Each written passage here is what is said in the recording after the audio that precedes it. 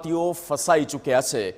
યમુનોત્રી અને ગંગોત્રીમાં અનેક ગુજરાતીઓ ફસાયા છે, જેમાં રાજકોટના પણ અનેક યાત્રાળુઓ અટવાઈ ચૂક્યા છે। ટ્રાફિક વધવાને કારણે 1 કિલોમીટર સુધી લાંબી કતાર લાગી ચૂકી છે। યાત્રાળુઓ પૈકી 80% ગુજરાતી અને સૌરાષ્ટ્રના વતની છે।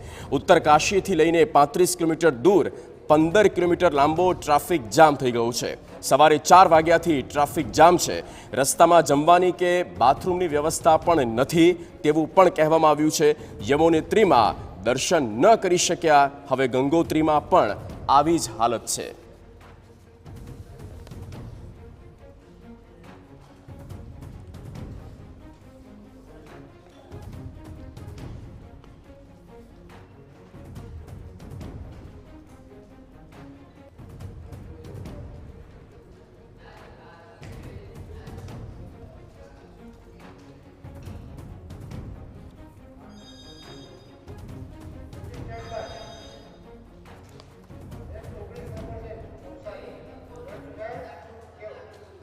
વેકેશન છે, ફરવાનો સમય છે અને લોકો પરિવાર સાથે